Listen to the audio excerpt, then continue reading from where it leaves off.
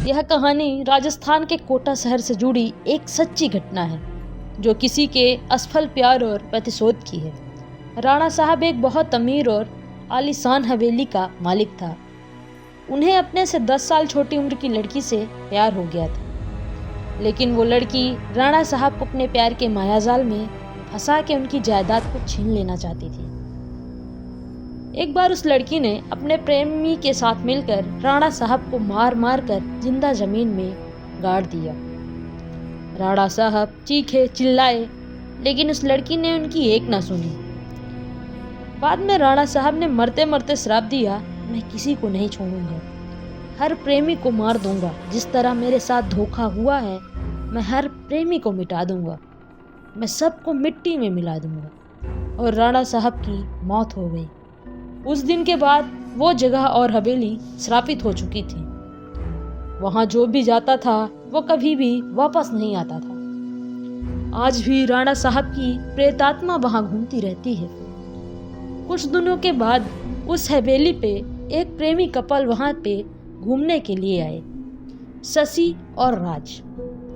उन दोनों की सगाई हो चुकी थी, लेकिन शादी करनी बाकी थी। शशि अपने घर में किसी को कुछ बताए बिना राज के साथ आई थी।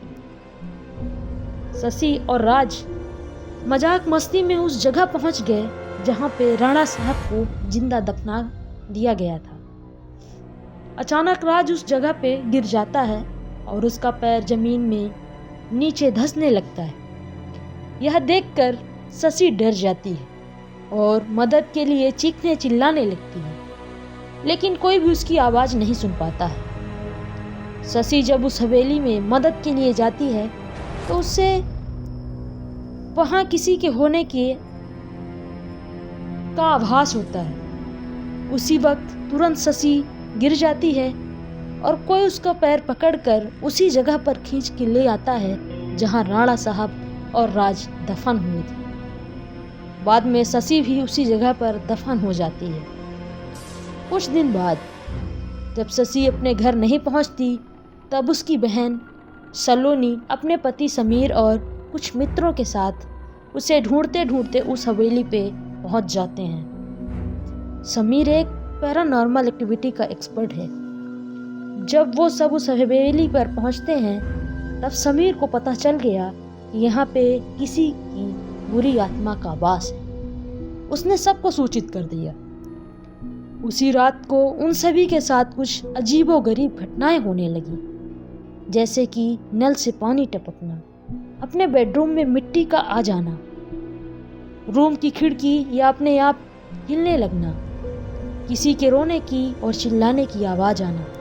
यह सब देखकर वो सभी डर जाते और उनमें से एक भागने की कोशिश करता है, लेकिन राणा साहब की प्रेतात्मा उसे जिंदा दफन कर देता है। दूसरे दिन जब उन दोनों को पता चलता है, उन लोगों को पता चलता है कि उनका एक साथी गायब है, तब वो लोग और भी डर जाते हैं।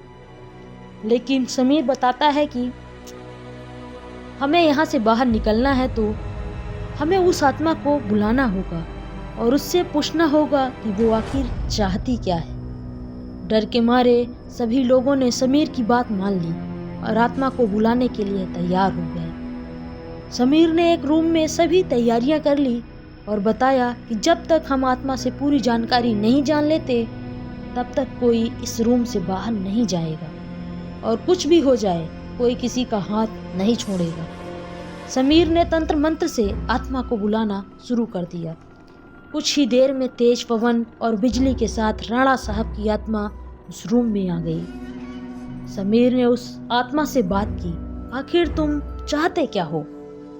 तो लोगों को क्यों मार रहे हो? कौन हो तुम? राणा साहब की आत्मा ने कहा, निकल जाओ यहाँ से, मैं किसी को भी नहीं छोड़ूंगा, सब मारे जाएंगे और जो भी यहाँ आएगा ना, उन सबको मार दूंगा मैं। इतना कहकर वो आत्मा चली गई। वो लोगों ने बाद में शशि की आत्मा को बुलाया और पूछा आखिर उसके साथ हुआ क्या था। शशि की आत्मा ने उन सभी को सारी हकीकत बता दी और बोली, मुझे राणा साहब ने जमीन के नीचे दफन कर दिया है, प्लीज मुझे यहाँ से निकालो। सलोनी ने अपने बहन शशि से पूछा, राणा साहब की आत्मा को कैसे मारा जाए। शशि ने बताया कि जहाँ राणा साहब ने हम सबको दफनाया है वहाँ पास में माता जी का त्रिशूल है। उस त्रिशूल से राणा साहब की आत्मा को मारा जा सकता है।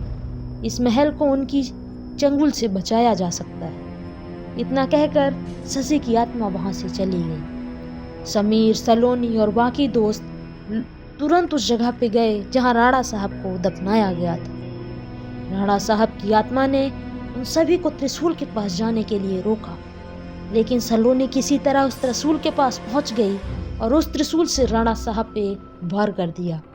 कुछ देर में राणा साहब और उनके साथ वो सभी आत्माओं को मुक्ति मिल गई जिन्हें राणा साहब ने दफनाया था। तो मित्रों, आपको ये कहानी कैसी लगी हमें कमेंट सेक्शन में ज़रूर बताएं। अगर पसंद आई हो तो लाइक करें, कमेंट करें और शेयर ज़रूर करें। मिलते हैं नेक्स्ट कहानी में।